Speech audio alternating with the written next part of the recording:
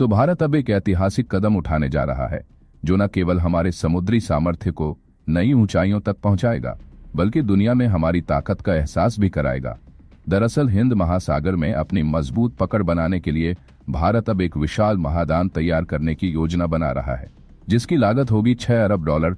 खास बात यह है कि यह कोई साधारण जहाज नहीं, बल्कि एक तैरता हुआ शहर होगा, जो न सिर्फ दुश्मनों को चुनौती देगा, बल्कि भारतीय नौसेना की ताकत को दुनिया भर में प्रदर्शित बनेगा। लेकिन सवाल यह है कि आखिरकार यह प्रोजेक्ट क्या है और क्यों इसकी जरूरत महसूस की जा रही है। आइए जानते हैं इस रहस्यमयी और अभूतपूर्व जहाज के बारे में। लेकिन उससे पहले अपने देश भारत की बढ़ती ताकत के लिए कमेंट में जय हिंद जरूर लिखें। दरअसल आज के समय में समुद्री ताकत किसी भी देश की सैन्य शक्ति का सबसे बड़ा आधार बन चुकी है। अगर हम दुनिया की महाशक्ति की बात करें तो अमेरिका के पास 12 एयरक्राफ्ट कैरियर्स हैं और हाल ही में चीन ने अपना तीसरा एयरक्राफ्ट कैरियर फुजिया समुद्र में उतार दिया है।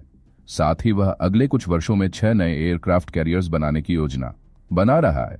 अब बात करें भारत की तो हमारे पास अभी सिर्फ 2 एयरक्राफ्ट कैरियर्स हैं, रूस में निर्मित INS विक्रमादित्य और हमारे अपने स्वदेशी INS विक्रांत। लेकिन सवाल यह है, क्या ये 2 कैरियर्स हिंद महासागर में बढ़ते खतरों का सामना करने के लिए पर्याप्त हैं? शायद नहीं, क्योंकि चीन अपनी स्ट्रिंग ऑफ पीरस रणनीति के तहत हिंद महासागर में अपनी पकड़ लगातार मजबूत कर रहा है, जिससे साफ जाहिर है कि उसकी मंशा केवल भारत को घेरने की नहीं, बल्कि पूरी दुनिया के समुद्री व्यापारिक मार्गों पर अपना नियंत्रण स्थापित करने की है। और देखा जाए तो भारत के पास अब समय कम और चुनौतियां काफी ज्यादा हैं। लेकिन ऐसे समय में भारतीय नौसेना अपनी ताकत को नई ऊंचाई पर ले जाने के लिए तैयार है, क्योंकि इस बार भारत एक ऐसा एयरक्राफ्ट कैरियर बनाने जा रहा है जो 65,000 मीट्रिक टन वजन का होगा और इसमें बड़े पैमाने पर लड़ाकू विमानों की तैनाती की जा सकेगी। खास बात यह है कि इस प्रोजेक्ट की लागत लगभग करोड़ रुपए आंकी गई है, जहां भारतीय नौसेना इसे INS विशाल नाम देने पर विचार कर रही है। लेकिन यह कोई साधारण जहाज नहीं होगा, बल्कि यह भारत का समुद्र में ब्रह्मास्त्र होगा। दरअसल INS विशाल रो समुद्र के बीच से दुश्मन के ठिकानों को ध्वस्त करने के लिए लड़ाकू विमानों को लॉन्च करने में सक्षम होगा। यह तीसरा एयरक्राफ्ट कैरियर न केवल हिंद महासागर में हमारी उपस्थिति को मजबूत करेगा, बल्कि यह चीन और दूसरी वैश्विक ताकतों को भी यह संदेश देगा कि भारत अपने आसपास समुद्री क्षेत्र की सुरक्षा के लिए किसी भी हद तक जा सकता है। लेकिन सबसे बड़ा सवाल यह है कि आखिरकार यह एयरक्राफ्ट कैरियर इतने महत्वपूर्ण क्यों है, जो भारत इसे जल्द से जल्द बनाना चाहता है।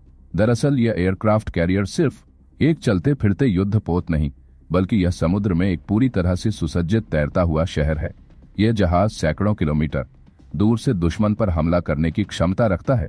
खास बात यह है कि यह न केवल लड़ाकू विमानों को लॉन्च करता है, बल्कि खुद भी एक मजबूत डिफेंस सिस्टम से लैस होता है। और अगर आपको नहीं पता तो बता दूं, हिंद महासागर क्षेत्र, जिसे IOR इंडियन ओशन रीजन कहा जाता है, दुनिया का सबसे महत्वपूर्ण व्यापारिक मार्ग है। पश्चिम एशिया से लेकर दक्षिण पूर्व एशिया और यूरोप तक इस क्षेत्र से हर दिन हजारों जहाज गुजरते हैं। लेकिन अब यह क्षेत्र वैश्विक प्रतिस्पर्धा का केंद्र बन चुका है, जहां अमेरिका, चीन, जापान और अन्य महाशक्तियां अपना प्रभुत्व बढ़ाने के लिए खड़ी हैं। लेकिन इस बीच तीसरे एयरक्राफ्ट कैरियर की आवश्यकता पर भारत सरकार और भारतीय नौसेना के बीच कई बार मतभेद उभर कर सामने आए हैं। खास बात यह है कि यहाँ पर पूर्व CDS जनरल विपिन रावत का मानना था कि भारत को एयरक्राफ्ट कैरियर के बजाय पनडुब्बियों पर अधिक फोकस करना चाहिए, क्योंकि पनडुब्बियों समुद्र में छिपकर दुश्मन पर घातक हमले करने में सक्षम होती हैं। तो दोस्तों, आपको क्या लगता है, क्या भारत पाकिस्तान की तुलना में सही दिशा में आगे बढ़ रहा है? और क्या भारत को तीसरे एयरक्राफ्ट कैरियर की जरूरत है? अपनी राय कमेंट्स बॉक्स में जरूर बताएं। और अगर आपको यह वीडियो पसंद आई है तो इसे लाइक करें, दोस्तों में शेयर करें और चैनल को सब्सक्राइब अवश्य करें। जय हिंद, जय भारत।